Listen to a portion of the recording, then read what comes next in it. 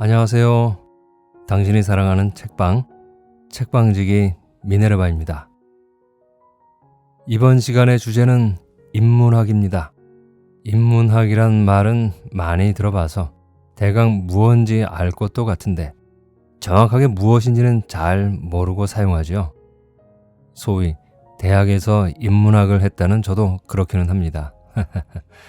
그래서 오늘 이 시간은 인문학이 무엇인지, 인문학을 왜 배워야 하는지, 또 배우면 어떤 이점이 우리에게 있는지, 인문학이 실생활에 어떻게 적용이 되는지, 인문학의 분야에는 무엇이 있는지까지 알아보려고 합니다. 저와 함께 하시는 오늘 이 시간이 유익하실 것이라 저는 확신합니다. 가볍게 들으시면서 좋은 시간이 되시길 바라겠습니다. 그럼 인문학이란 무엇인지부터 시작해 볼까요? 자, 이제 시작합니다. 인문학이란 무엇인가? 인문학을 한마디로 정의한다면 이렇게 말할 수 있을 것입니다. 인간다움을 향한 욕망 또는 인간다워지기 위한 욕구라고 할 수 있겠습니다. 인문학을 말의 의미 그대로 이해하자면 그것은 인문에 대한 배움이고 공부입니다. 사전적 정의에 따르면 인문학은 언어, 문학, 역사, 철학 따위를 연구하는 학문을 일컫습니다. 이것은 서양의 인문학, 영어로는 휴머니티스에 대한 설명과 다르지 않습니다. 또 한자 사전의 정의에 따르면 인문학은 인간과 인간의 문화에 관심을 갖는 학문 분야를 의미합니다. 오늘 저는 인문이라는 말을 인간과 인간의 문화로 폭넓게 인식하면서 인문학이란 무엇이며 왜 우리가 배워야 하는지에 대해 이야기를 해보려고 합니다. 인문이라는 말은 원래 동양의 고전 주역에서 그 의미를 찾아볼 수 있는데요. 천문을 관찰하여 그로써 때의 변화를 살피고 인문을 관찰하여 그로써 천하를 교화시킨다는 말이 그것입니다. 여기서 말하는 천문과 인문은 우리가 사는 이 세계를 대변하는 두 개의 큰 명제입니다. 우리가 관찰하고 탐구하고자 하는 두 개의 대상 세계를 의미하죠. 천문을 공부함으로써 때의 변화를 살핀다는 말은 자연의 형태, 곧 자연의 변화와 그 이치를 알므로써 그에 맞게 처신하고 대처한다는 의미로 이해해도 좋을 듯합니다. 그리고 인문을 공부함으로써 천하를 교화시킨다는 말은 인간의 형태, 곧 인간의 도리와 풍속 따위를 알므로써 모든 사람을 사람답게 하고 세상을 좋은 방향으로 나아가게 한다는 뜻으로 이해할 수 있습니다. 이 두 가지 배움과 알은 모두 실제적이고 세상에 대한 실천적인 목적을 갖고 있는 것이라고 볼 수 있는 것들입니다. 그렇지만 인문학이란 말의 의미를 동양의 고전으로서만 이해하기엔 여전히 부족해 보이죠. 왜냐하면 현대적 의미로서의 인문학이란 서양의 르네상스 시기에 형성된 스투디아 후마니타스라는 말의 변형된 형태이기 때문입니다. 철학이나 사회 같은 기본적인 어휘도 서양어 필로소피와 소사이어티의 변형된 단어들인 것처럼 휴머니티, 즉 인문학 또한 근대에 새롭게 만들어진 말이기 때문입니다. 그래서 현대의 인문학을 이해하기 위해선 고대 동양에서의 인문학에 대해서 서양에서의 인문학 개념을 같이 통합적으로 이해해야만 합니다. 후마니타스란 본래 로마인들의 인문적 소양을 뜻하는 말이었는데요. 스투디아 후마니타스란 그러한 인문적 소양을 갖추기 위한 공부를 말하는 것입니다. 보통 문법, 수사학, 시학, 역사가 그런 공부의 내용들이었는데요. 이것은 중세대학의 커리큘럼인 문법, 수사학, 논리학과 그리고 산술, 음악, 기하학, 천문학 가운데 일부를 개성한 것으로 오늘날까지 대학의 편제로 이어지고 있습니다. 그래서 인문대학을 구성하는 것은 문학과 사학과 철학입니다. 이를 문사철로 약칭하기도 하는데요. 인문학은 이 문사철에 대한 공부를 의미합니다.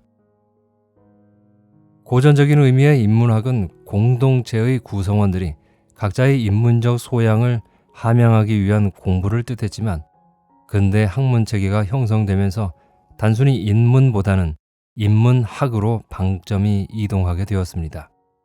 그것은 근대 대학이 학문 공간으로 제도화되면서 자연스럽게 연구 대상의 차이성을 공부한다기보다는 그 대상에 대한 연구 방법의 보편성과 공통성에 더 관심을 가진 결과입니다.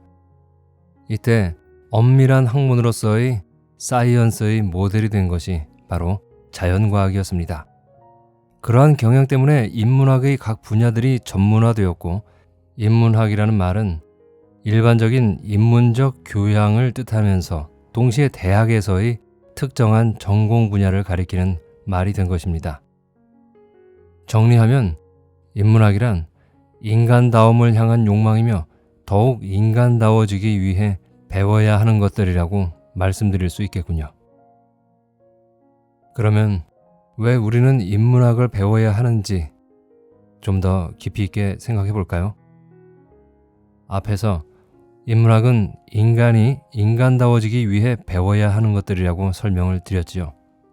이것을 조금 더 부연 설명을 하자면, 인문학은 인간의 문화, 역사, 언어, 예술, 철학 등을 탐구하는 학문입니다. 인문학을 공부한다면 우리가 살아가면서 경험할 수 있는 다양한 인문적 지식을 함양할 수 있겠죠. 이를 통해 우리는 더욱 넓고 깊은 시각으로 세상을 바라볼 수 있게 됩니다. 인문학은 또한 사람들과의 소통 능력, 문제 해결 능력, 비판적 사고력과 창조적 사고력 등을 향상시켜 주기도 합니다. 따라서 인문학은 우리의 삶을 더욱더 풍부하고 의미 있는 것으로 만들어주는 아주 중요한 역할을 하기 때문에 우리는 인문학을 배워야 하는 것입니다. 인문학을 공부하면 좋은 건 이제 좀 알겠습니다. 그렇다면 인문학을 배우면 우리에게 어떤 좋은 점이 구체적으로 있을까요? 제가 생각하기에 인문학을 공부하면 다음과 같은 이점이 있을 것이라고 생각이 됩니다. 첫 번째가 인간성의 함양입니다.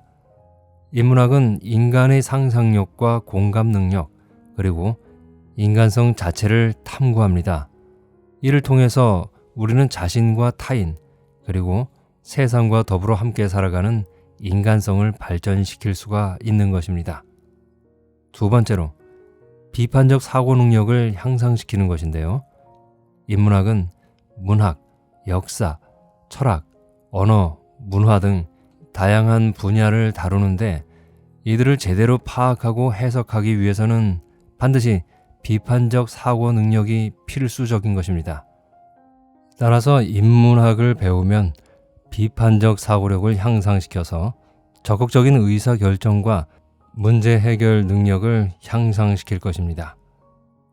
세 번째는 창의적 사고 능력을 향상시킨다는 것인데요. 인문적 지식을 활용해서 문제를 해결하거나 새로운 아이디어를 도출하는 것은 창의적 사고 능력을 필요로 하게 됩니다. 그래서 인문학을 배우면 창의적인 문제 해결 능력을 강화할 수 있다는 것입니다. 네 번째는 중요한 인문학적 문화유산을 이해할 수 있게 된다는 것인데요. 무슨 말씀인가 하면, 인문학이 인간의 역사, 문화, 예술 등에 대한 탐구를 포함하기 때문에 이를 배우게 되면 우리가 살고 있는 세상을 더욱 풍부하게 이해하고 인문학적 문화유산을 지키고 보존하는 방법을 배울 수 있게 되는 것입니다. 어떤가요?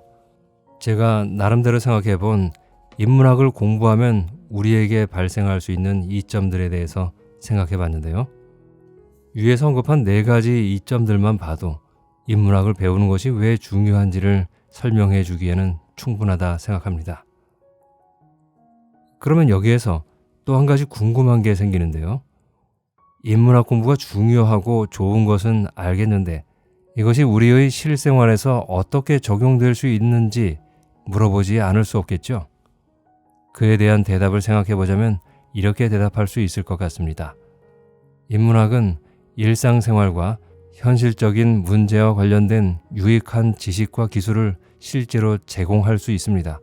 예를 들면 인문학을 배움으로써 다음과 같은 실용적인 장점들을 얻을 수 있다는 것입니다. 첫 번째, 비즈니스 분야에서의 경쟁력을 향상시킬 수 있습니다. 비즈니스에서는 소통 능력과 인간관계 맺는 능력이 아주 중요하죠. 인문학을 배우면 소통 능력과 인간관계 능력을 향상시키는데 도움이 되기 때문에 비즈니스 분야에서 경쟁력을 향상시킬 수가 있을 것입니다. 두 번째 장점은 문서 작성과 토론 발표 기술의 향상을 도모할 수 있습니다. 인문학을 배우면 논리적인 글쓰기 능력이 향상되어서 보다 효과적인 문서 작성 기술을 획득할 수가 있습니다.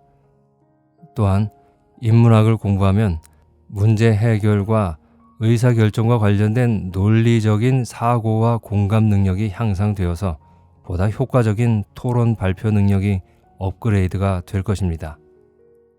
세 번째로, 문화예술 활동에서 더 깊은 감동을 느낄 수가 있습니다. 예술과 문화는 우리의 삶에 중요한 역할을 합니다.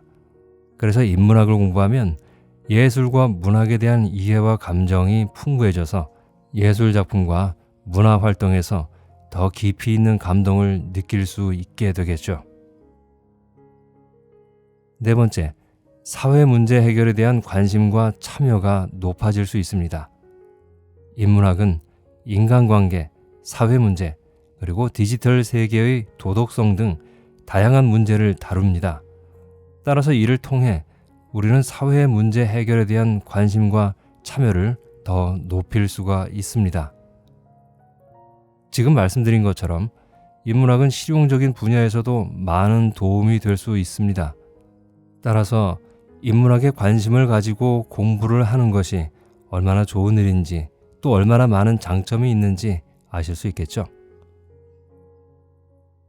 오늘날 인문학이 다루는 많은 분야들 중에서 우리가 주로 관심을 가지고 있는 분야는 어떤 게 있을까요? 인문학은 인간과 문화에 대한 연구로 매우 다양한 분야를 다룬다고 이미 말씀을 드렸습니다. 그 중에서 흥미로운 분야를 꼽는다면 물론 개인의 취향과 관심사에 따라 많이 달라질 수도 있겠지만 일반적으로는 몇 가지 인기 있는 분야가 분명히 존재합니다. 많은 인문학 분야 중에서도 특별히 첫 번째로 철학을 꼽을 수 있습니다. 철학은 인간의 실존, 지식, 가치, 도덕성 등에 대한 근본적인 질문과 개념을 탐구하는 학문입니다. 대다수의 일반인들에게 어렵다고 인식이 되어서 철학하면 좀 먼 나라 얘기같이 들릴 수도 있는데 사실은 우리에게 이미 너무나 친밀하고 가깝게 우리 삶에 녹아있다는 것을 알게 되시면 아마 놀라실 것 같은데요. 그리고 소설, 시, 희곡 등 다양한 언어 표현 형식을 통해 인간과 문화의 다양한 면모를 탐색하는 문학이라는 분야가 있지요. 또 인류의 과거를 연구하고 분석하여 역사적 사건과 인물들의 영향력을 이해하게 역사학이라는 학문이 있고요.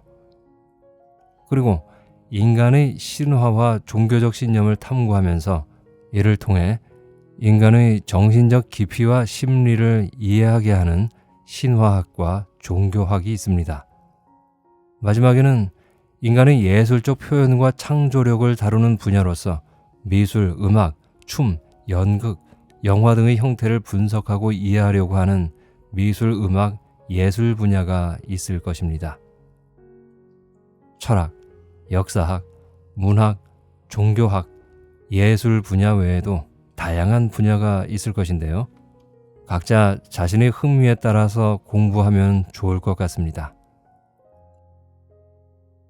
자, 오늘은 인문학에 대한 전반적인 이야기를 해봤습니다. 이 짧은 시간 동안 인문학의 모든 분야 또 모든 이야기를 다 할 수는 없었습니다. 하지만 적어도 인문학이 무엇인지, 인문학이 우리 실생활에 어떻게 적용될 수 있는지 등등의 궁금증은 조금 해소가 되셨을 줄 믿습니다. 끝까지 들어주셔서 감사하고요. 다음번 시간엔 어떤 주제를 다뤄볼까요? 서양 철학사를 다뤄볼까요? 서양 철학사도 의외로 재미있답니다. 어떤 주제를 다룰진 다음번 영상을 보시면 아시겠네요. 기대해 주시고요. 감사합니다. 당신이 사랑하는 책방, 책방지기 미네르바였습니다.